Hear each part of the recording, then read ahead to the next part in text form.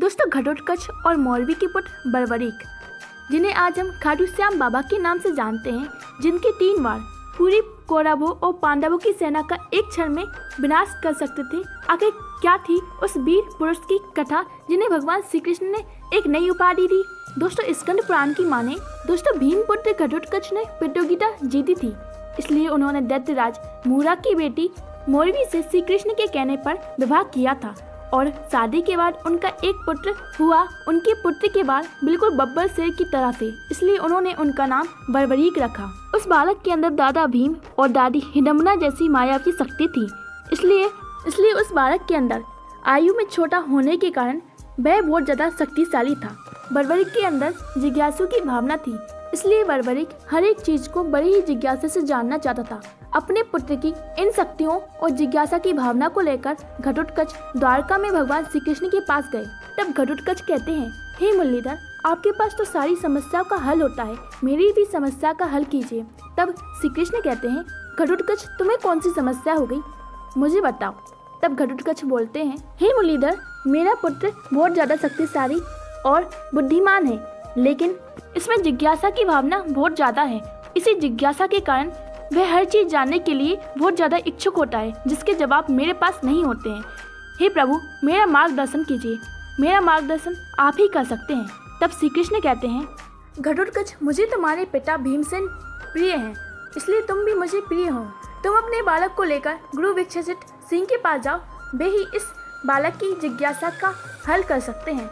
तब श्री कृष्ण की आज्ञा लेकर विदा लेते हुए वे गुरु के पास गए और गुरुदेव को सारी बातें बता दी। तब गुरुदेव के कहने पर घटोत्कच अपने पुत्र बर्बरीक को वहां छोड़कर चले गए।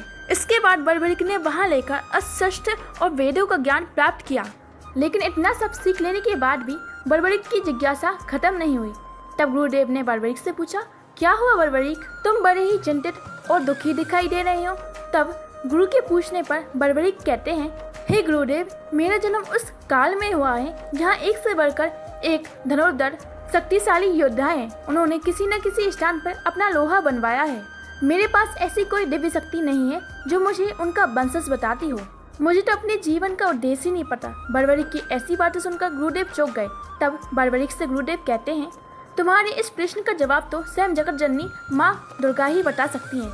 तुम जाओ और जाकर सच्चे मन से उनकी तपस्या करो। तब गुरुदेव के कहने पर बर्बरीक माँ दुर्गा के मंदिर में जाकर कठोर तपस्या करने लगी। बर्बरीक ने कई वर्षों तक देवी माँ दुर्गा की कठोर तपस्या की। उनकी तपस्या से प्रसन्न होकर माँ दुर्गा को प्रकट होना पड़ा और मैं बर्बरीक से कहती है, हे पुत्र बर्बरीक, मैं तुम्हारी तपस्या से प्रसन्न हूँ। तुम्हें वरदान में क्या चाहिए, मुझे बताओ। तब माँ दुर्गा की ये बात सुनकर बर्बरीक माता से कहते हैं, हे माँ दुर्गा, मुझे ऐसा वरदान दीजिए जो मेरे धनुष के बाण अर्जुन के बाणों जैसे अचूक हो और दादा भीम जैसे शक्तिशाली हो। जो मेरे अलावा ऐसा वरदान किसी और को ना मिला हो और ना ही कोई को मेरे जाने के बाद मिल सकता हो। बर्बरीक की ऐसी बातें सुनकर माँ दुर्गा कहती हैं, तथास्तु।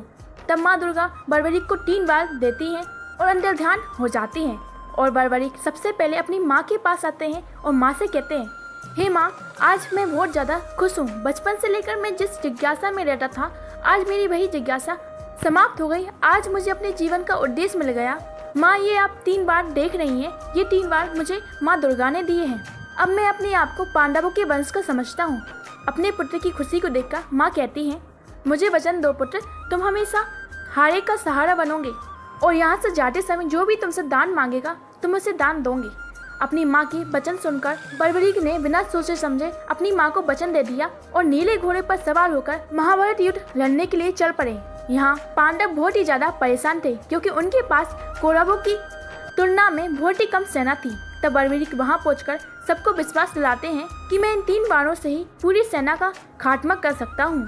तब श्री कृष्ण को इस बात का पता चलता है। तभी बर्बरीक के पास जाकर कहते हैं, पुत्र बर्बरीक, तुम्हें यहाँ देखकर मुझे बहुत ज्यादा खुशी हुई।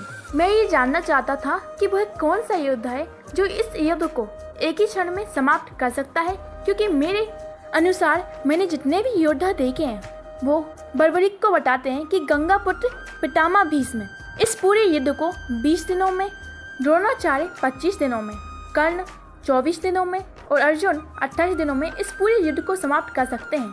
तब बर्बरीक कहते हैं, हे प्रभु, मैं किसी भी योद्धा को अपने से कम नहीं समझ रहा हूँ।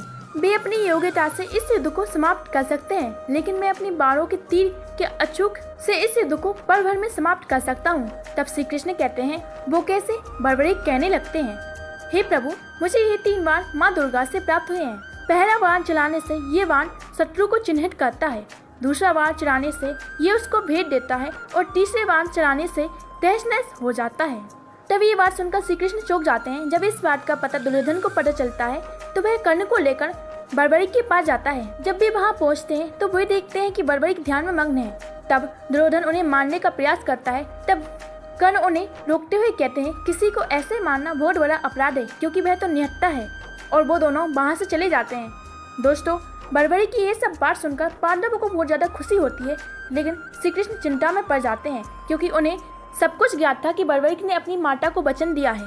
तभी उस समय बर्बरीक ने दोनों खेमों के बीच में पीपल के वृक्ष के पास खड़े होकर ये ऐलान कर लिया कि मैं उस पक्ष की ओर से लड़ूंगा जो हारेगा।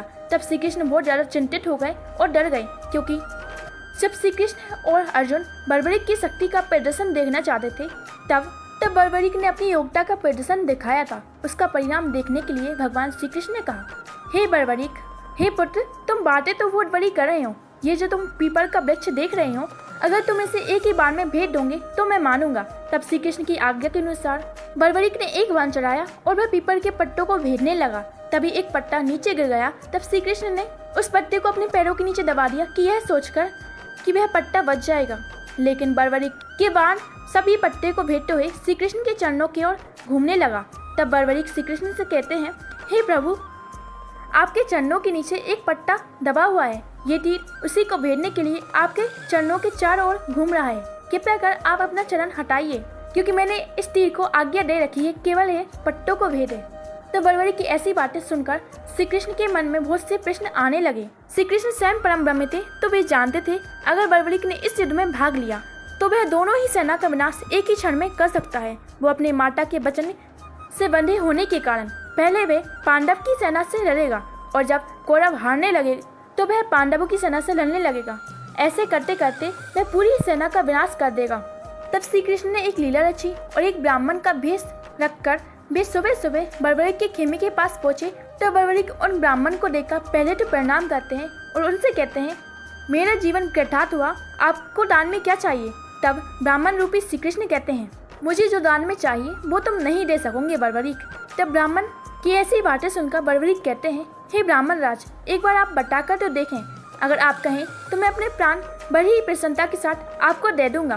तब ब्राह्मण राज ने बर्बरीक से उसका शीश दान में मांग लिया। तब बर्बरीक कहते हैं, आप कोई साधारण ब्राह्मण हो नहीं सकते, पहले आप अपना असली रूप दिखाएं। तब भगवान श्री कृष्ण अपने विराट रूप में आ जाते हैं। तब बर्बरीक अपने शीश का दान श्री कृष्ण के चरणों में अर्पित कर देते हैं। तब श्री कृष्ण बर्बरीक की दान वीरता से बहुत ज्यादा प्रसन्न हुए और कहने लगते हैं, तुम्हारी कोई अंतिम इच्छा है? कि हे प्रभु, मेरी एकमात्र इच्छा थी कि मैं युद्ध लड़ सकूं। क्षत्रिय होने के कारण मैं युद्ध नहीं लड़ सका, तो मैं उस युद्ध को देखना चाहता हूँ। तब श्री कृष्ण ने बर्बरीक की इच्छा पूर्ण की और बर्बरीक से कहते हैं, हे पुत्र बर्बरीक, तुमने जिस शीश का दान मुझे दिया है वही शीश कलयुग में पूजा जाएगा। तुम अपने माता के वचन के अनुसार तुम्हारे के सहारे होंगे। तुम्हारे दरबार में जो भी आ जाए वह खाली हाथ नहीं जाएगा। मैं तुम्हें अपना एक नाम श्याम देता हूँ, और जैसे ही कलयुग की शुरुआत होगी मेरी सारी शक्तियाँ तुम्हारे अंदर समाहित हो जाएंगी। दोस्तों, इन्हीं बर्बरीक को हम बाबा खाटू श्याम के नाम से जानते हैं। दोस्तों, खाटू श्याम बाबा का मंदिर राजस्थान के सीकर जिले में स्थित है। वैसे तो आज बाबा खाटू श्याम के कई मंदिर आपको मिलेंगे और उनकी पूजा भी की जाती है। दोस्तों, राजस्थान के सीकर जिले में स्थित खाटू श्याम मंदिर की बनावट आज के हिसाब के पत्थर, चूने की मोर्टार और टाइल्स से बनी हुई है। खाटू श्याम मंदिर के बीच में एक कक्ष है जिसे जगमोहन के नाम से जाना जाता है। साथ ही मंदिर की दीवारों पर पुरातन काल की कलाएं देखने को आपको मिल जाएंगी, और मंदिर के अंदर जाने और बाहर आने का दरवाजा श्वेत संगमरमर के पत्थर से बना हुआ है। दोस्तों, मंदिर के अंदर बाबा श्याम के परम भक्त आलू सिंह की समाधि स्थल भी है। दोस्तों, मंदिर के गर्भगृह में बाबा श्याम का शीश स्थापित है। इतना ही नहीं दोस्तों, मंदिर की दीवारों को सोने की चादरों से सजाया गया है। दोस्तों, इधर ही एक बगीचा मिलता है जिसे श्याम बगीचा के नाम से जाना जाता है, और बाबा श्याम की पूजा करते समय फूल भी इसी श्याम बगीचे से तोड़े जाते हैं। दोस्तों, इसी मंदिर के थोड़े ही पास श्याम कुंड है जहाँ श्याम बाबा का शीश मिला था, और इस मंदिर की श्याम कुंड की मान्यता है जो भी इसमें स्नान करता है उसके सारे रोग समाप्त हो जाते हैं। खाटू श्याम मंदिर के थोड़े ही पास श्री कृष्ण, माता पार्वती और भगवान शिव का मंदिर भी है। अगर आप खाटू श्याम मंदिर जाना चाहते हैं तो आप अक्टूबर से मार्च के बीच में कभी भी जा सकते हैं, क्योंकि यह मंदिर राजस्थान के सीकर जिले में स्थित है। ऐसे में गर्मी के मौसम में खाटू श्याम मंदिर जाने में आपको कई परेशानियों का सामना कर सकते हैं, क्योंकि गर्मी के मौसम में राजस्थान का तापमान बहुत ही ज़्यादा बढ़ जाता है। लेकिन अक्टूबर और मार्च का महीना खाटू श्याम मंदिर जाने के लिए बहुत अच्छा होता है।